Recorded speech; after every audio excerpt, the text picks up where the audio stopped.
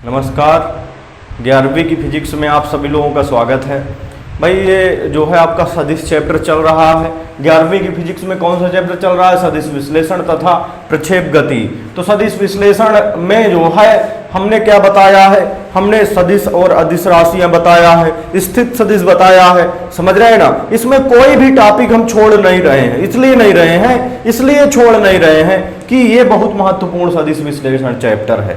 किसी भी दृष्टि से, चाहे कंपटीशन या आगे एग्जाम की दृष्टि से देख लें, या जो है आप जो है, चूंकि 11वीं हम रिलैक्स होके पढ़ रहे हैं। ऐसा नहीं है कि हमें भाग दौड़ परीक्षा के लिए पढ़ना है, समझ रहे हैं ना। आप रिलैक्स होके परीक्षा के लिए पढ़िए, समझ रहे हैं ना। आगे एग्जाम जो है आपका आता है, भाई ध्यान से समझिएगा। आगे जो है कंपटीशन आते हैं, उसके लिए पढ़िए। और इसके बाद जो है, जो 12वीं में है, जो मैथ लिए हैं, समझ रहे हैं ना, मैथ या फिजिक्स लिए हुए हैं, वो बेसिक चीज यहां पर अच्छे से तैयार कर लीजिए, तो जो जिससे आपको जो है 12वीं में बिल्कुल दिक्कत ना होने पाए, समझ रहे हैं ना। तो यहां से जो है सदिश में इसीलिए हमको एक एक टॉपिक पढ़ा रहे हैं भाई। कोई भी ऐसा टॉपिक नहीं है किताब का जो छूटने पाया, समझ रहे हैं ना। तो यहां से जो है अभी कल के डेरिवेशन में, पिछले वीडियो में हमने क्या बताया था? पिछले वीडियो में हमने क्या समझाया था भाई? सदिशों के योग की त्रिभुज विधि। सदिशों के योग की कौन सी विधि? सदिशों के योग की दो विधि बताई गई थी। सदिशों के योग की दो विधि थी। पहली विधि क्या थी? सदिशों के योग के त्रिभुज विधि। दूसरी विधि क्या थी? ये दूसरी विधि है, ये दूसरी विधि है भाई। दूसरी विधि क्या है? सदिशों के योग की समांतर चतुर्भुज विधि। पहली विधि थी सदिशों के योग की त्रिभुज विधि। दूसरी विधि क्या है? सदिशों के योग की समांतर चतुर्भुज विधि। तो चलिए इसमें थोड़ा सा थ्योरी लिख लेते हैं, फिर हम समझाते हैं अच्छे तरीके से। ध्यान दीजिएगा भाई, जैसे हम थ्योरी लिखते हैं उसी प्रकार आप कॉपी में भी नोट डाउन करते चलें। तो यहां से थ्योरी लिखी जाएगी, यदि कोई दो सदिश यदि कोई दो सदिश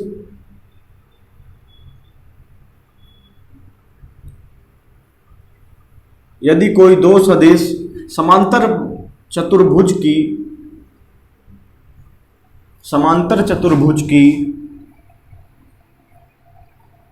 यदि कोई दो सदिश समांतर चतुर्भुज की दो संलग्न भुजाओं से प्रदर्शित हों, यदि कोई दो सदिश समांतर चतुर्भुज की दो संलग्न भुजाओं से प्रदर्शित हों,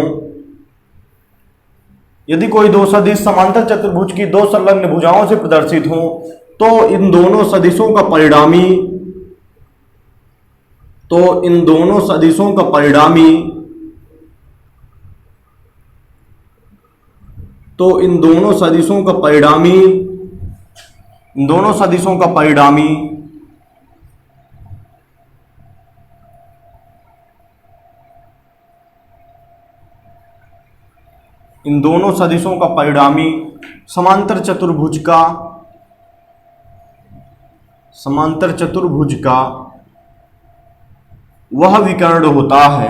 समांतर चतुर्भुज का वह विकर्ण होता है जो दोनों सदिशों से होकर जाए, दोनों सदिशों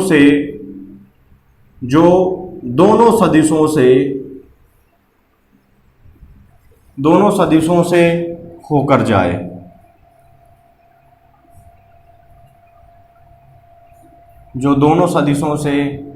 जाए।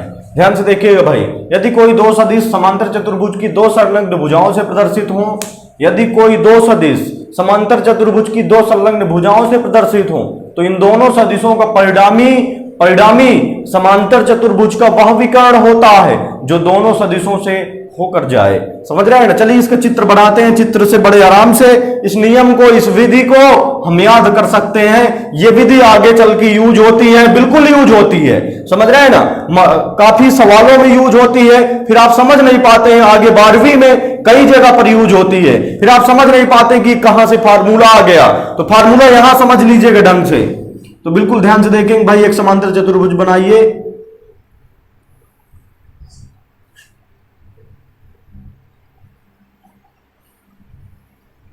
ये हमारे पास क्या बन गया भाई? एक समांतर चतुर्भुज है। एक समांतर चतुर्भुज हो गया।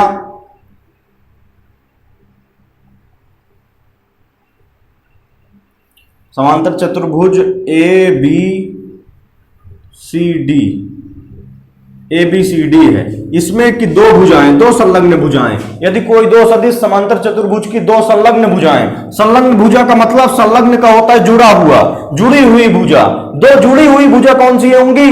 ए बी और ए डी, ये आपस में दो जुड़ी हुई भुजाएं हैं। समझ रहे हैं ना? ए बी और ए डी क्या है? आपस में जुड़ी हुई भुजाएं हैं। ऐसा नहीं है कि जैसे ए बी कह दिया जाए सी डी कह दिया जाए, ये तो भुजाएं हैं लेकिन ये आपस में किसी बिंदु से जुड़ी नहीं है। समझ रहे हैं ना? तो संलग्न का मतलब जुड़ी हुई या लगी हुई भुजाएं, संलग्न का मतलब आपस में जुड़ी हुई भुजाएं संलग्न भुजाएं कहलाती हैं। तो यदि कोई दो सदिश समांतर चतुर्भुज की दो संलग्न भुजाओं से प्रदर्शित हो, तो ये दो सदिश कौन से हैं भाई? दो सदिश मान लीजिए ए वेक्टर हो गया और इसके बाद ये हमारे पास क्या हो गया? ये बी वेक्टर हो गया। ध्यान से देखिएगा, पहला सदिश, यदि कोई दो सदिश ए वेक्टर और बी वेक्टर दो सदिश हैं, तो यदि कोई दो सदिश समांतर चतुर्भुज, ये समांतर चतुर्भुज है, समांतर चतुर्भुज की दो संलग्न भुजाओं से प्रदर्शित हो, यदि कोई दो सदिश समांतर चतुर्भुज की दो संलग्न भुजाओं से प्रदर्शित हो, तो इन दोनों सदिशों का परिणामी समांतर चतुर्भुज के उस विकर्ण के बराबर होता है। ध्यान से देखिएगा, समांतर चतुर्भुज के उस विकर्ण के बराबर होता है जो दोनों सदिशों से होकर जाता है। ये विकर्ण तो आपका ये भी बनेगा, एक विकर्ण BD भी बनेगा, लेकिन ये विकर्ण इन दोनों सदिशों से क्या है? होकर नहीं जाएगा, इस बिंदु से होकर नहीं जाएगा। समझ रहे हैं ना? तो ध्यान से देखेंगे एक बार परिभाषा, इस चित्र के सहारे यदि देखें तो परिभाषा अपने आप याद हो जाती है। चलिए देखते हैं परिभाषा।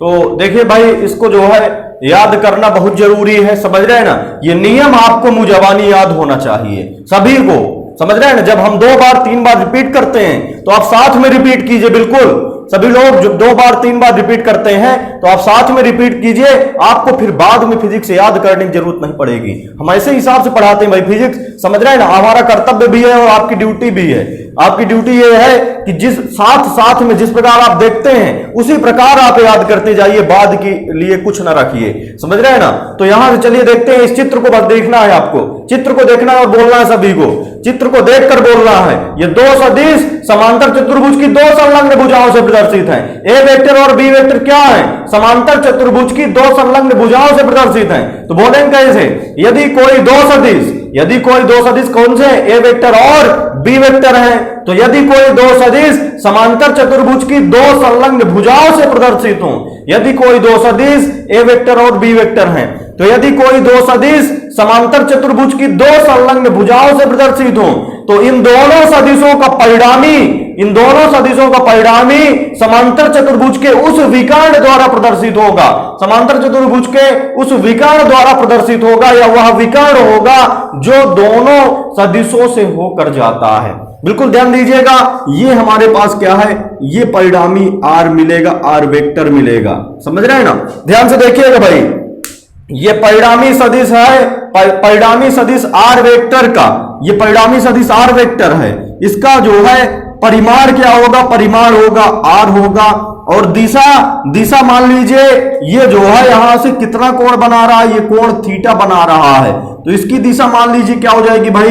इसकी दिशा n का f होगी। समझ रहे हैं ना? और ये n का f इस कोण के बराबर होगा दिशा, चूंकि ध्यान से सुनिएगा, ये दिशा जो है यहां पर कोण बता रहा है। क्यों कोण बता रहा है? यदि ध्यान से देखेंगे भाई, यदि r का f यदि कोण छोटा होता तो इसकी दिशा ये होती। समझ रहे हैं ना? ये कोण हो गया, तो कोण मेन रूप से दिशा बता रहा है। यदि कोण को हम बढ़ा दें, कोण को बढ़ाकर यहां पर कर दें, तो अब दिशा जो है परिणामी R की दिशा क्या हो जाएगी? वो बदल जाएगी। यदि कोण का मान 90 डिग्री हो जाए तो ये पूरी तरह से क्या हो जाएगा? ये R वेक्टर ऊर्ध्वाधर हो जाएगा। समझ रहे हैं? ऊर्ध्वाधर का मतलब ऊंचाई पर हो जाएगा।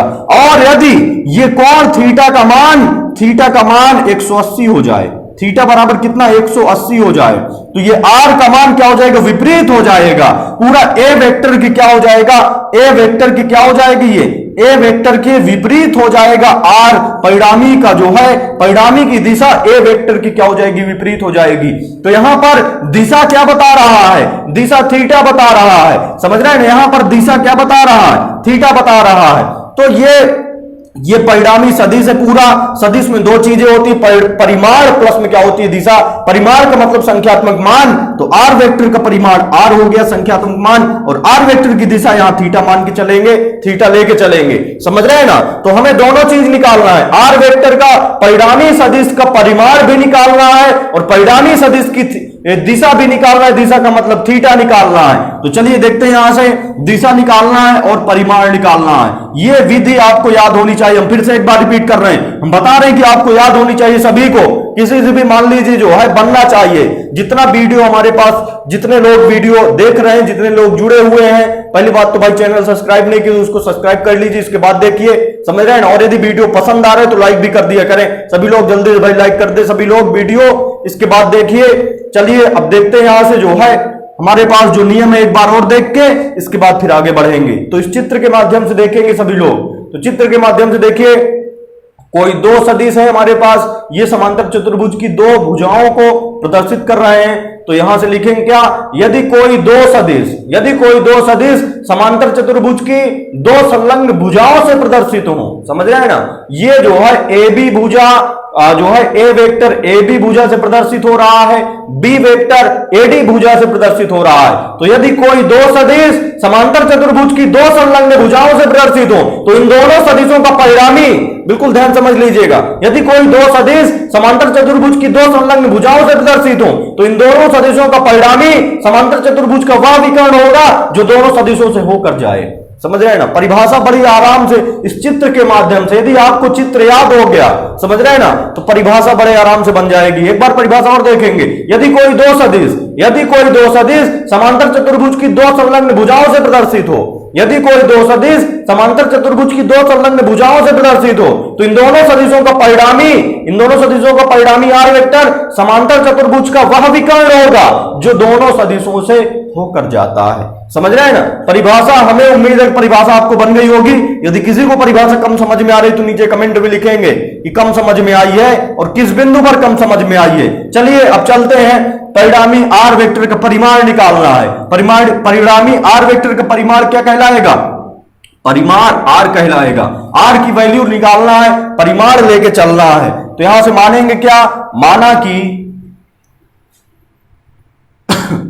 माना कि समांतर चतुर्भुज की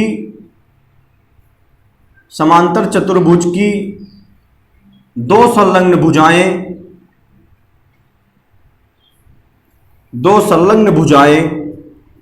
समांतर चतुर्भुज की दो संलग्न भुजाएं, संलग्न कौन सी हैं भाई, ए बी, दो संलग्न भुजाएं ए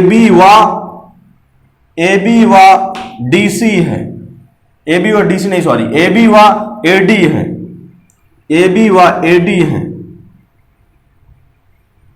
जो दो सदिशों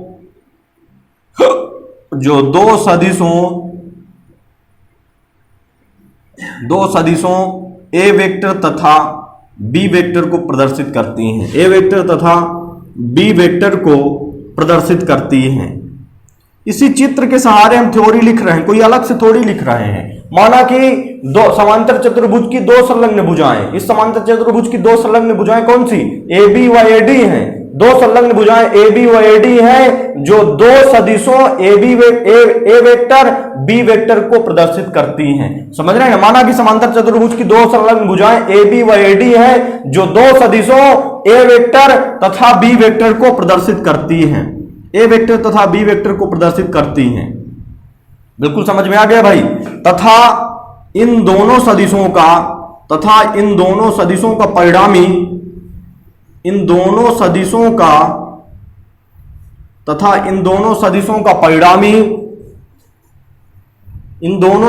का परिणामी सदिश आर वेक्टर है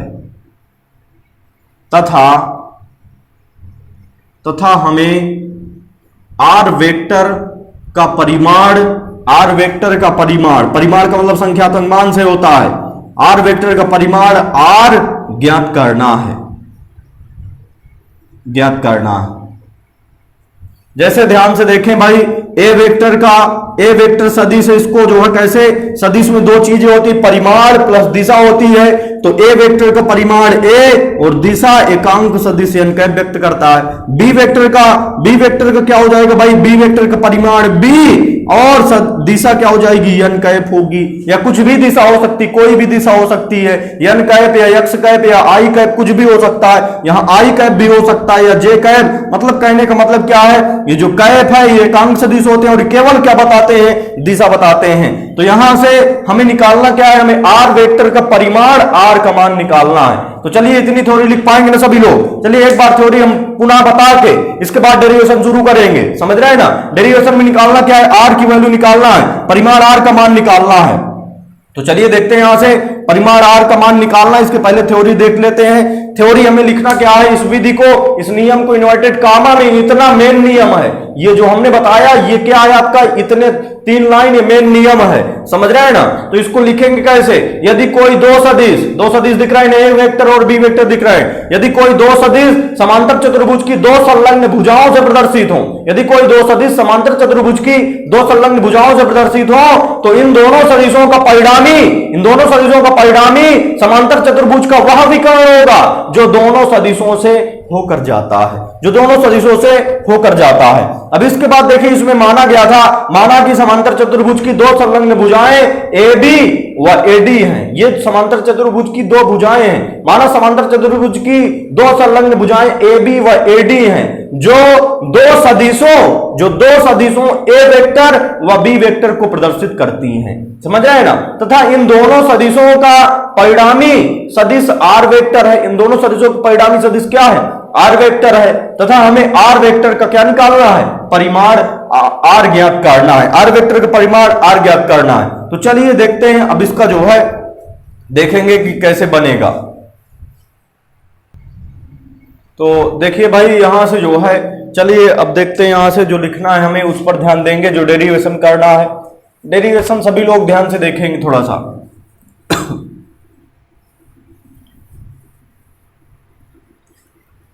यहां से डेरिवेशन करते समय बिल्कुल दिमाग में रखेंगे कि डेरिवेशन हमें सही ढंग से करना है।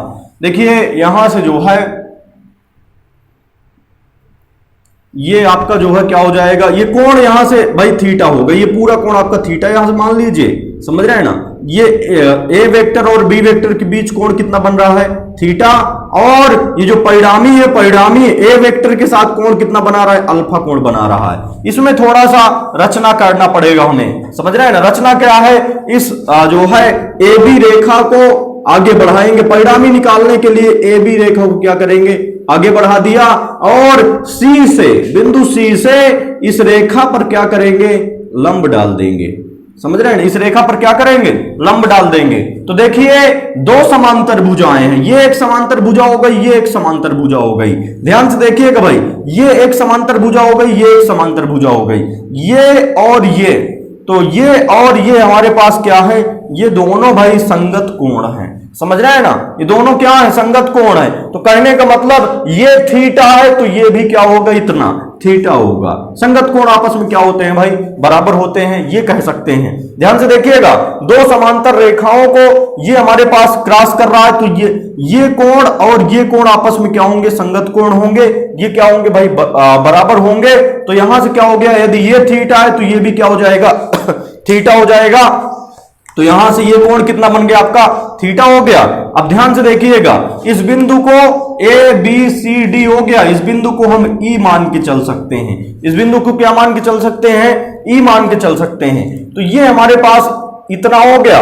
चलिए अब चलते हैं भाई, इतनी भुजा आपकी ए वेक्टर है, ए वेक्टर के परिमाण केवल लेना हमने बताया था, क्या निकालना, परिमाण निकालना है। तो ए वेक्टर का परिमाण क्या होगा, ए होगा, और बी वेक्टर का परिमाण क्या होगा, बी होगा। बिल्कुल ध्यान रखिएगा भाई।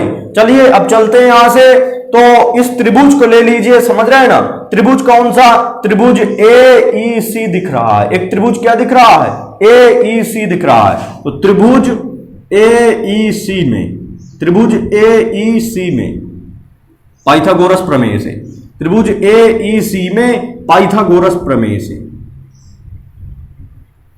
पाइथागोरस प्रमेय से पाइथागोरस प्रमेय से। तो पाइथागोरस प्रमेय तो जानते हैं ना भाई सभी लोग। पाइथागोरस प्रमेय क्या होती है? कर्ण का वर्ग बराबर होता है हमारे पास आधार का वर्ग प्लस लंब का वर्ग। कर्ण का वर्ग बराबर आधार का वर्ग प्लस लंब का वर्ग। तो देखिए एक समकोण त्रिभुज है कौन सा? AEC एक समकोण त्रिभुज है। 90 अंश के सामने वाली भुजा सदैव क्या होती? कर्ण होती है। समझ रहे हैं ना? और कोण के सामने वाली भुजा ये अल्फा कोण दिख रहा है AEC, ये अल्फा कोण है। तो अल्फा कोण के सामने वाली भुजा ये इस इतने त्रिभुज से हमसे मतलब होना चाहिए AEC, इसमें कोण अल्फा हो गया और इसके बाद इसके सामने वाली भुजा कौन सी होगी? इसके सामने वाली भुजा EC।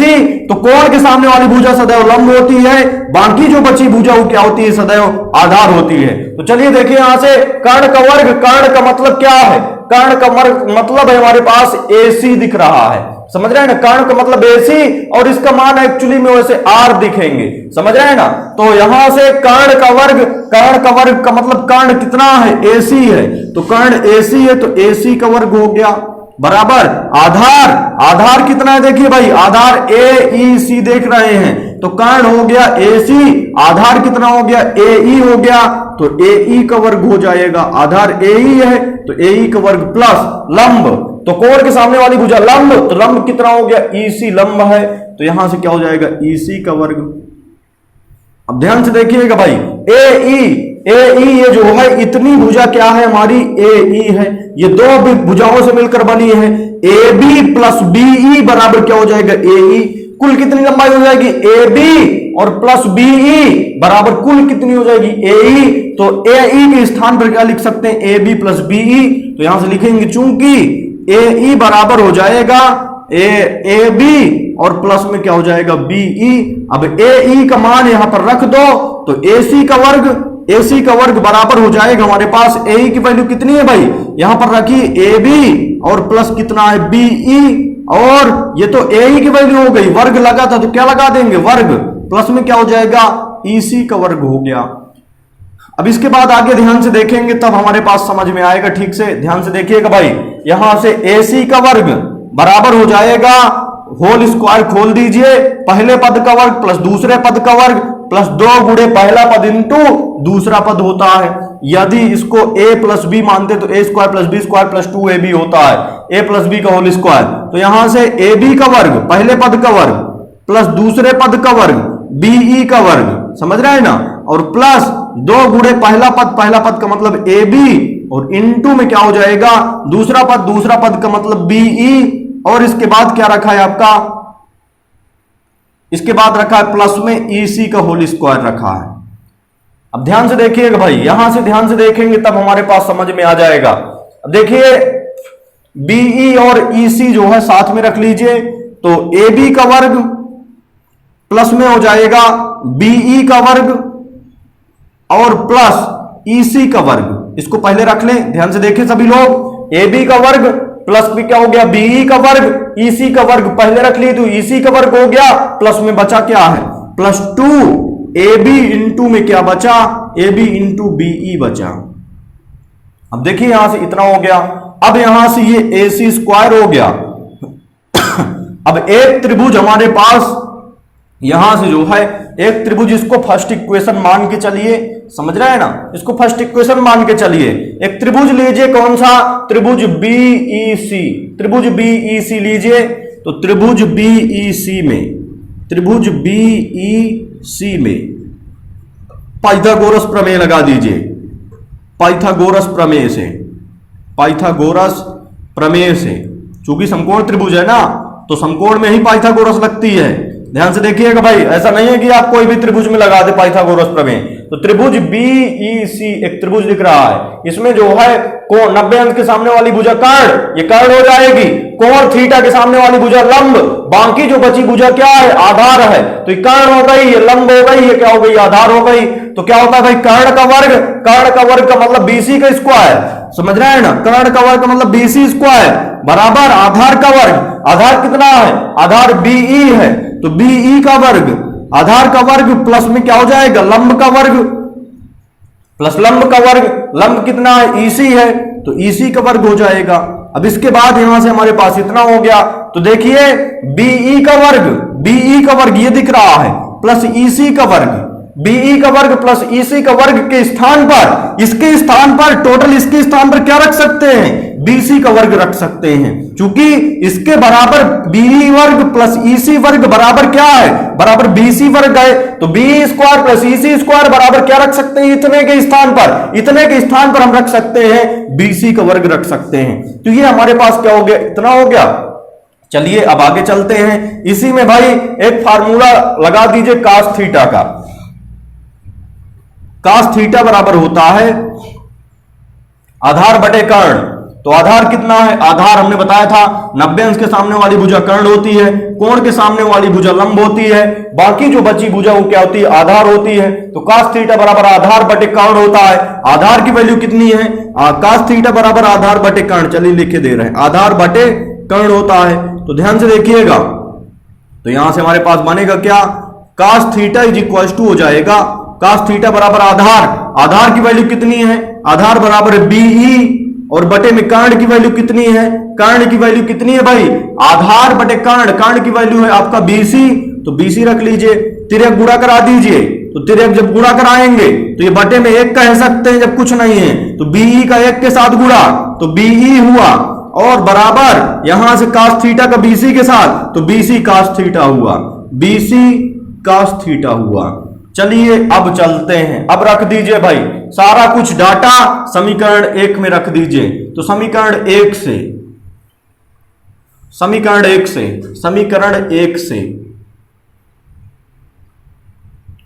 1 क्या है हमारे पास, समीकरण 1 है भाई AC स्क्वायर, AC का होल ऑफ द स्क्वायर बराबर हो जाएगा कितना, AB स्क्वायर, AB का स्क्वायर और प्लस यहां से BE square plus EC square. देखिए BE square plus EC square के स्थान पर, BE square plus EC square के स्थान पर क्या रखा है, बीसी स्क्वायर, तो इतने के स्थान पर क्या रख सकते हैं हम, बीसी स्क्वायर रख सकते हैं।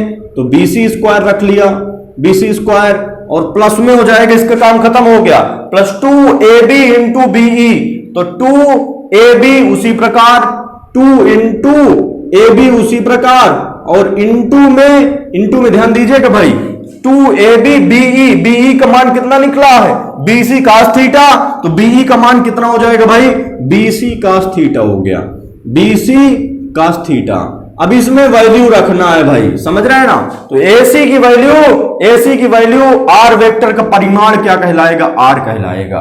तो केवल परिमाण अभी हम निकाल रहे हैं, दिशा अभी नहीं निकाल रहे भाई, समझ रहे हैं ना। तो AC का परिमाण, AC की वैल्यू कितनी है, AC की वैल्यू कितनी है, R मान के चले हैं, ये परिमाण है, समझ रहे हैं ना। इन दोनों सदिशों का परिमाण विकर्ण होगा, परिमाण को क्या माने हैं, R माने हैं। तो AC की वैल्यू कितनी हो गई, AC की वैल्यू R, तो यहां से क्या हो जाएगा, R स्क्वायर, R का वर्ग बराबर AB का मान कितना है, AB का मान देखिए, A वेक्टर का परिमाण A, तो AB का मान कितना है, A रखा है कि नहीं, AB का मान कितना रखा है, दिख रहा है A, तो AB के स्थान पर A का स्क्वायर प्लस BC देखिए, जितनी लंबाई इसकी होगी उतनी लंबाई इसकी होगी, क्योंकि ये दोनों आपस में क्या है, ये दोनों समांतर हैं। तो यदि यहां से ये इतनी लंबाई B है तो ये लंबाई भी क्या होगी, B ही होगी, समझ रहे हैं ना। तो BC की वैल्यू कितनी होगी, BC की वैल्यू B होगी, तो B का स्क्वायर हो गया प्लस 2 इंटू AB का मान कितना है, A है, तो AB का मान A हो गया, तो 2A। BC का मान कितना है, BC का मान B है, तो BC का मान B हो गया, और 2AB का मान A, BC का मान B, cos थीटा उसी प्रकार, तो cos थीटा हो गया। तो यार स्क्वायर बराबर चल रहा है, दोनों पक्षों का वर्गमूल ले लीजिए भाई, इधर का वर्गमूल R स्क्वायर का वर्गमूल R, समझ रहे हैं ना, और बराबर R स्क्वायर का वर्गमूल R, इधर का वर्गमूल अंडर रूट लग जाएगा, तो अंडर रूट कितना हो गया, A square plus B square plus 2AB cos theta हो गया। तो ये हमारे पास क्या हो गया भाई, ये जो है फार्मूला आ गया, ये बहुत यूज होता है आगे 12वीं में, समझ रहे हैं ना। यहाँ 11वीं में भी कभी कभार यूज होता है, लेकिन 12वीं में बहुत ज्यादा इसका यूज है। तो ये डेरिवेशन एक प्रकार से है, डेरिवेशन परीक्षा में तो कम ही आता है, लेकिन इससे संबंधित सवाल आगे आते हैं 12वीं में, उसके लिए ये महत्वपूर्ण डेरिवेशन है, समझ रहे हैं। 12वीं के लिए महत्वपूर्ण है, आगे कंपटीशन के लिए महत्वपूर्ण है। तो चलिए इसकी दिशा निकालते हैं भाई, तो चलिए देखते हैं इसकी दिशा कैसे बनेगी। तो चलिए देखते हैं यहाँ से भाई, हमारे पास जो है एक बार इसको और देख लें, इसके बाद फिर दिशा देखेंगे। तो देखें कैसे बनेगा, यहाँ से सभी लोग ध्यान से देखें तो बड़े आराम से ये आपका बन जाएगा भाई। यहाँ से देखिए आप जो है सबसे पहले इसमें हमने रचना किया था, समझ रहे हैं ना। यदि आप ये जो है शुरुआत में चित्र केवल इतना था हमारे पास, केवल इतना चित्र था, समझ रहे हैं ना। तो यहाँ से जो है रचना हमने क्या किया, यहाँ से ये जो ए बी रेखा है इसको आगे बढ़ा दिया थोड़ा सा, आर का मान निकालने के लिए परिणामी आर का मान, रिजल्ट आर का मान, ए वेक्टर और बी वेक्टर का परिणामी, ए और बी का परिणामी आर का मान निकालने के लिए ए बी रेखा को हम आगे बढ़ा दिए और इस रेखा पर बिंदु सी से क्या डाल दिए, लंब डाल दिया। इस रेखा पर बिंदु सी से लंब डाल दिया और यहां से जो है यदि ये कोण थीटा है तो ये कोण भी क्या होगा, थीटा होगा 90। चूंकि जो है चूंकि ये संगत कोण है दोनों आपस में, ये बराबर जो है यहां से ये क्या है भाई, ध्यान से देखिएगा, ये जो है दो समांतर रेखाएं हैं, दो समांतर रेखाएं हैं, ये एक समांतर रेखा ही हो गई, ये एक समांतर रेखा हो गई। दो समांतर रेखाओं को ये भुजा काट रही है, ये तिर्यक रेखा काट रही है, तो ये कोण और ये कोण आपस में क्या होंगे, बराबर होंगे। ध्यान से समझ लीजिए कि तो बड़े आराम समझ में आ जाएगा भाई। ये दो समांतर रेखाएं हैं, दो समांतर रेखाओं को एक तिर्यक भुजा जब काटती है तो ये कोण और ये कोण आपस में क्या होते हैं, बराबर होते हैं। बिल्कुल समझ रहे हैं ना। तो यहां से ये हमारे पास क्या हो जाएगा, ये कोण बराबर होंगे आपस में, संगत कोण। तो यहां से इतना हो गया। अब आगे चलिए चलते हैं, तो ये थीटा हो गया। अब यहां से जो है इस बिंदु को क्या मान के चलेंगे, इस बिंदु को ई मान लिया। अब यहां से त्रिभुज कौन सा लिया जाएगा, त्रिभुज बस यहीं से शुरुआत कर दीजिए, आपसे अपने आप बन जाएगा। त्रिभुज ए ई सी एक समकोण त्रिभुज है, इसमें पाइथागोरस प्रमेय लगा दीजिए। कर्ण का वर्ग मतलब एसी का वर्ग बराबर आधार का वर्ग मतलब एई का वर्ग प्लस लंब का वर्ग मतलब ईसी का वर्ग। तो एसी का वर्ग बराबर एई का वर्ग प्लस ईसी का वर्ग। चूंकि एई बराबर ये जो है ए बराबर कितना है, ए बी प्लस बीई, ए बराबर कितना है, ए बी प्लस में क्या है, बीई। तो यहां से ए के स्थान पर मान रख दीजिए, ए बी प्लस कितना है, बीई प्लस में कितना हो जाएगा, ए सी का वर्ग। उसी प्रकार है, अब आगे देखिए यहां से इसका होल स्क्वायर खोल दीजिए, तो ए बी का वर्ग प्लस बीई का वर्ग प्लस 2ab इंटू बीई हो गया प्लस ईसी का वर्ग। उसी प्रकार है। अब इसके बाद देखिएगा यहां से ए बी का वर्ग प्लस यहां से इसको पहले रख लीजिए भाई, इसके साथ में रख लीजिए। तो ए बी का वर्ग प्लस बीई का वर्ग प्लस में क्या हो जाएगा, ईसी का वर्ग प्लस 2ab इंटू बीई हो गया। अब यहां से ध्यान से देखेंगे तो बड़े आराम से समझ में आ जाएगा।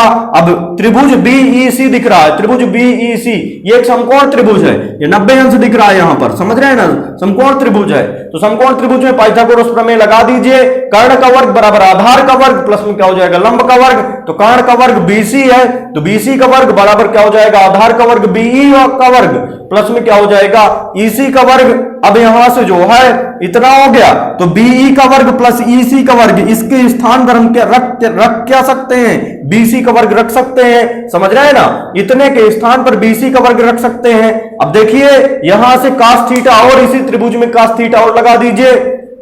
तो cos थीटा बराबर आधार बटे कर्ण, आधार की वैल्यू बीई, और यहां से देखिए cos थीटा बराबर क्या हो जाएगा, आधार की वैल्यू बीई बटे कर्ण की वैल्यू बीसी है। तो यहां से तिर्यक गुणा करा दे, बीई का एक के साथ यदि गुणा कराए तो बीई बराबर बीसी cos थीटा हो गया। अब बीई और इतने का मान, बीई का वर्ग प्लस ईसी का वर्ग और बीई का मान समीकरण 1 में रख दीजिए। तो इसके स्थान पर हो जाएगा बीसी का वर्ग, ये देखिए, और बीई के स्थान पर हो जाएगा बीसी cos थीटा।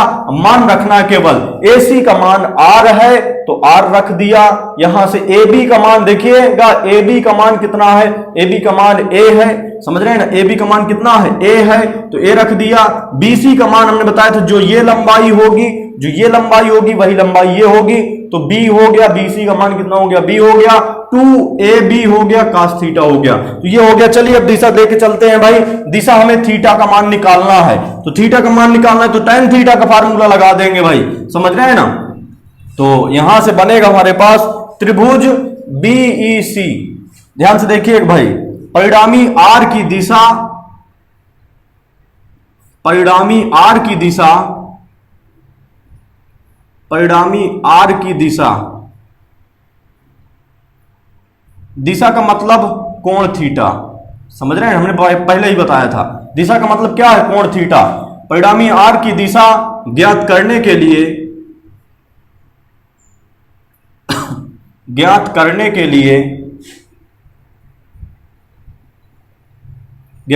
लिए त्रिभुज बीईसी में, ध्यान से देखिएगा भाई, त्रिभुज बीईसी दिख रहा है, इसमें जो है ध्यान से देखेंगे तो बड़े आराम से बनेगा ये सवाल। त्रिभुज बीईसी परिणामी आर की दिशा ज्ञात करने के लिए हमें क्या करना पड़ेगा, त्रिभुज बीईसी लेंगे तो यहां से बन जाएगा। तो यहां से देखें भाई, परिणामी आर की दिशा, तो यहां से देखिए हमने बताया था जो आर है वो इस कोण पर डिपेंड करेगा, समझ रहे हैं ना, क्यों क्षैतिज के साथ या ये सदिश ए के साथ जो कोण बनाएगा, यहां सदिश ए के साथ परिणामी आर कितना कोण बना रहा है, अल्फा होगा, थीटा पहले मान के चले थे। ये जो है सदिश जो परिणामी आर है, ये सदिश ए वेक्टर के साथ कितना कोण बना रहा है, कोण थीटा नहीं होगा, यहां पर कोण क्या होगा, कोण अल्फा होगा। ध्यान से देखेंगे यहां से भाई क्या होगा, कोण अल्फा। हमने बताया था इसकी दिशा इस कोण अल्फा पर डिपेंड होगी। यदि कोण अल्फा छोटा होगा, समझ रहे हैं ना, कोण अल्फा छोटा होगा तो ये यहां पर होगा। यदि कोण अल्फा का मान शून्य हो जाए और छोटा होते होते कोण अल्फा का मान क्या हो जाए, शून्य हो जाए, तो ए वेक्टर और आर वेक्टर दोनों एक ही दिशा में होंगे। यदि कोण अल्फा का मान बढ़ाते जाए और कोण अल्फा का मान क्या कर दें, 90 डिग्री कर दें, समझ रहे हैं ना, तो ये सदिश ऊर्ध्वाधर हो जाएगा, समझ रहे हैं ना। सदिश ए वेक्टर से परिणामी सदिश आर वेक्टर का मान क्या हो जाएगा, ऊर्ध्वाधर हो जाएगा। यदि कोण अल्फा का मान क्या कर दें भाई, 180 डिग्री कर दें, अल्फा का मान 180 डिग्री कर दें, ये देखिए 180 डिग्री, तो ये क्या हो जाएगा, सदिश ए वेक्टर से ये विपरीत हो जाएगा, समझ रहे हैं ना। ये जो परिणामी सदिश है, सदिश ए वेक्टर से क्या हो जाएगा, विपरीत हो जाएगा। तो हमने कहने का मतलब क्या है, आर की दिशा, परिणामी आर की दिशा ज्ञात करना, मतलब कोण का मान ज्ञात करना, समझ रहे हैं ना। यदि हम आर की दिशा का मतलब क्या है, कोण अल्फा, आर की दिशा का मतलब क्या है, ये जो परिणामी आर है इसकी दिशा का मतलब क्या है, कोण अल्फा निकालना।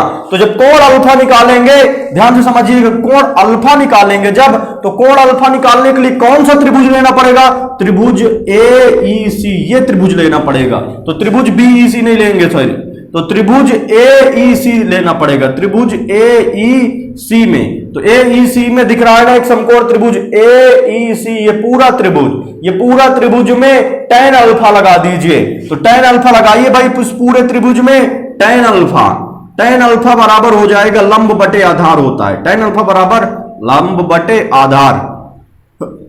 तो लंब की वैल्यू कितनी है, tan अल्फा बराबर कोण के सामने वाली भुजा, कोण कितना है अल्फा, अल्फा के सामने वाली भुजा लंब होगी, समझ रहे हैं ना, और इसके बाद 90 अंश के सामने वाली भुजा कर्ण होगी, ये बाकी भुजा जो बची है वो आधार होगी, समझ रहे हैं ना। तो tan अल्फा बराबर लंब का मान कितना है, ईसी है, लंब का मान ईसी अपान में आधार का मान कितना है, देखिए आधार का मान है हमारे पास, ये पूरी भुजा जो है tan अल्फा बराबर लंब बटे आधार एई हो गई, तो आधार एई हो गया। तो यहां से त्रिभुज एईसी में tan अल्फा बराबर लंब बटे आधार, लंब का मान ईसी अपान में आधार का मान एई हो गया।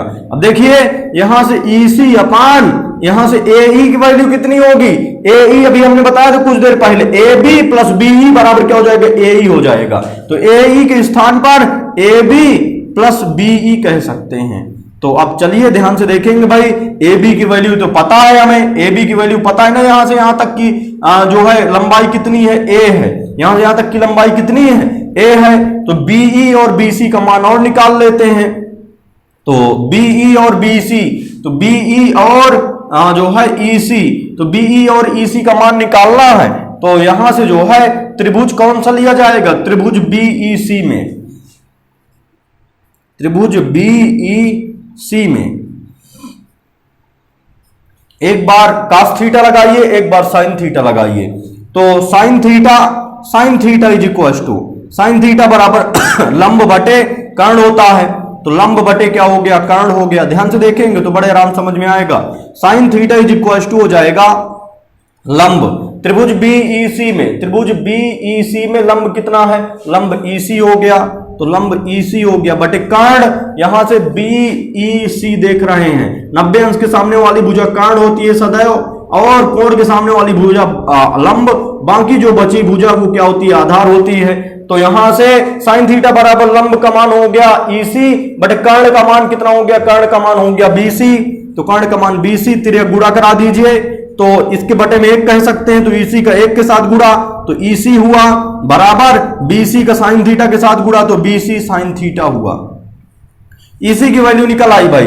अब इसके बाद यहां से जो है आगे चलेंगे, इसमें हमने बताया था एक बार साइन थीटा लगाइए, एक बार कास थीटा, तो कास थीटा लगाइए, कास थीटा बराबर आधार बटे कर्ण होता है, आधार बटे क्या होता है, कर्ण होता है, तो यहां से cos theta is equal to हो जाएगा आधार, आधार का मान कितना है BE अपान में क्या हो जाएगा कर्ण, कर्ण की वैल्यू कितनी है, कर्ण की वैल्यू है BC, तो कर्ण की वैल्यू BC हो गई, तिर्यक गुणा करा दीजिए, इसके बटे में 1 कह सकते हैं, तो BE गुणे 1 तो BE हुआ बराबर क्या हो जाएगा BC कास थीटा, तो कितना बनेगा आपसे BC कास थीटा हो जाएगा, BC कास थीटा हो गया, समझ रहे हैं ना, तो इतना हो गया। अब चलिए यहां से जो है रख देते हैं BE और EC का मान इस इक्वेशन में रख दीजिए, तो यहां से जो है BE और EC का मान, तो इसलिए tan alpha is equal to कितना होगा भाई, tan अल्फा बराबर EC की वैल्यू कितनी है BC cos theta, BC sine theta, sorry BC sine theta, यहां से tan अल्फा बराबर EC का मान कितना है BC साइन थीटा बटे AB उसी प्रकार, और प्लस में BE का मान कितना है BC कास थीटा, तो BC कास थीटा हो गया। अब सारी वैल्यूज रख दीजिए भाई, BC की वैल्यू कितनी है, BC की वैल्यू B दिख रही है, तो B साइन थीटा, और बटे यहां से AB का मान ये बिंदु A था, समझ रहे हैं ना, AB का मान कितना है A है, तो AB का मान A हो गया, प्लस BC का मान कितना है B है, तो B कास थीटा हो गया। तो tan अल्फा का मान कितना हो गया भाई, tan अल्फा का मान B साइन थीटा बटे A plus B cos theta. तो ये हो गया, ये जो है ध्यान से देखिएगा भाई, ये परिणामी A वेक्टर और B वेक्टर के परिणामी R वेक्टर का परिमाण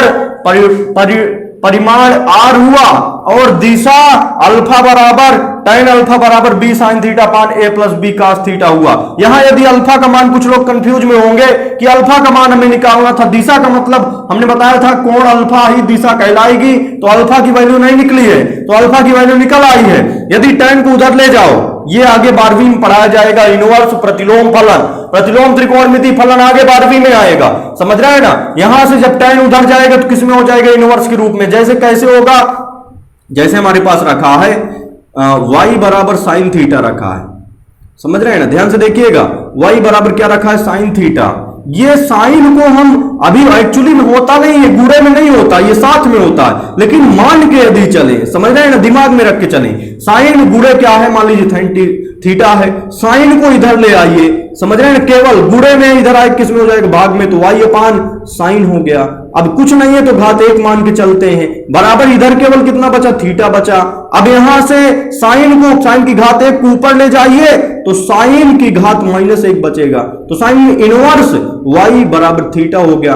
तो जब साइन इधर से उधर जाता है, साइन इधर आएगा तो साइन इनवर्स में होगा, समझ रहे हैं ना। सपोज दैट साइन इनवर्स उधर जाए, समझ रहे हैं ना, घात -1 है तो उधर जाए किस में हो जाएगा, इधर केवल y बचेगा, y बराबर क्या हो जाएगा, उधर जाएगा तो किस में बन जाएगा, साइन थीटा में बन जाएगा। तो यहां से जो है ये इनवर्स फलन, प्रतिलोम त्रिकोणमिति फलन, एक चैप्टर पूरा आता है मैथ में 12वीं में, अगले साल पूरा चैप्टर रखा हुआ है। तो केवल tan को उधर ले जाना है, तो इधर केवल क्या बचेगा, इधर केवल अल्फा बचा, tan उधर जाएगा तो tan किस में पहुंचेगा, इनवर्स में पहुंचेगा, तो अल्फा बराबर tan inverse B sine theta upon में क्या हो जाएगा हमारे पास, A plus B cos theta हो गया।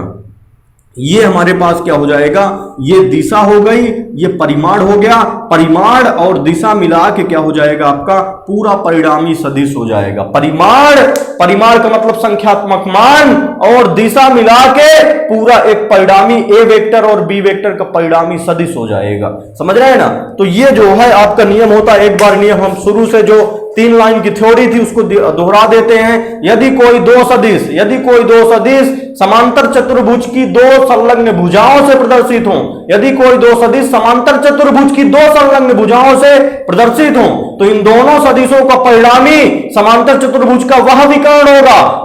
इन दोनों सदिशों का परिणामी आर वेक्टर समांतर चतुर्भुज का वह विकर्ण होगा जो दोनों भुजाओं से या दोनों सदिशों से होकर जाता है। समझ रहे हैं ना? यदि कोई दो सदिश समान, ये बिल्कुल समझ लीजिएगा, यदि कोई दो सदिश समांतर चतुर्भुज की दो संलग्न भुजाओं से प्रदर्शित हो, तो इन दोनों सदिशों का परिणामी समांतर चतुर्भुज का वह विकर्ण होगा जो दोनों सदिशों से होकर जाता है। फिर क्या करेंगे भाई? इन दोनों सदिशों को जो परिणामी है, परिणामी सदिश आर वेक्टर है, इसका परिमाण आर निकालेंगे और दिशा अल्फा निकालेंगे। तो परिमाण आर निकाल लिया। आर बराबर क्या होता है? अंडर रूट ए square plus B square plus 2ab cos theta.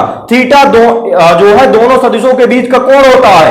ए वेक्टर और बी वेक्टर दोनों भुजाओं या दोनों सदिशों के बीच का कोण थीटा कह सकते हैं। समझ रहे हैं ना? तो परिणामी आर बराबर क्या होगा भाई? अंडर रूट ए square plus B square plus 2ab cos theta होता है। समझ रहे हैं ना? ये फार्मूला सदैव के लिए ध्यान रखेंगे। चलिए कुछ होमवर्क दे दिया जाए भाई। तो देखिए भाई, ये 2 क्वेश्चन है होमवर्क के लिए। पहला नंबर क्वेश्चन है गुरुत्वाधीन गति को परिभाषित कीजिए। तो ये पिछले चैप्टर में ऋजुरेखीय पथ पर गति जब चैप्टर चल रहा था उसमें गुरुत्वाधीन गति को परिभाषित किए थे। यदि आपको जो है भूल गया है तो उसको उस वीडियो को जो है प्लेलिस्ट में जाया करें, क्योंकि वीडियो बहुत ज्यादा है। तो जब आप प्लेलिस्ट में जाएंगे तो हमारे सारे वीडियो मिल जाएंगे। तो प्लेलिस्ट में जाके गुरुत्वाधीन गति वाला वीडियो देखिएगा, आपको जो है याद आ जाएगा। गुरुत्वाधीन गति में जब वस्तु नीचे से ऊपर जा रही होती है, गुरुत्वाधीन गति की 2 कंडीशन बताए थे, जब वस्तु ऊपर से नीचे आ रही हो या वस्तु नीचे से ऊपर जा रही हो। समझ रहे हैं ना? तो जब वस्तु नीचे से ऊपर जा रही हो तो गति के तीनों समीकरण लिखना है। स्थिति सदिश को परिभाषित कीजिए। ये तो जो है 2-3 वीडियो पहले का ही है। स्थिति सदिश हमने बताया था, उसकी केवल परिभाषा लिखना है। समझ रहे हैं ना? और सभी लोग बिल्कुल लापरवाही ना किया करें भाई। कुछ लोग जो है होमवर्क करके दिखाते हैं। सभी लोग होमवर्क करके इस व्हाट्सएप नंबर पर भेजिए, फिर देखते हैं कि कितना सही है, कहां सुधार करना है। क्योंकि जब आप भेजेंगे, समझ रहे हैं ना, हम बताएंगे तभी तो सुधार करने की गुंजाइश होगी भाई। समझ रहे हैं ना? तो सभी लोग जो है इसको होमवर्क करके भेजेंगे।